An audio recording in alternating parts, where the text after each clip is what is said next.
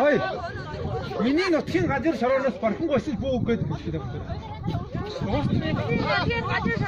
Бархан гойсол бүү гэж.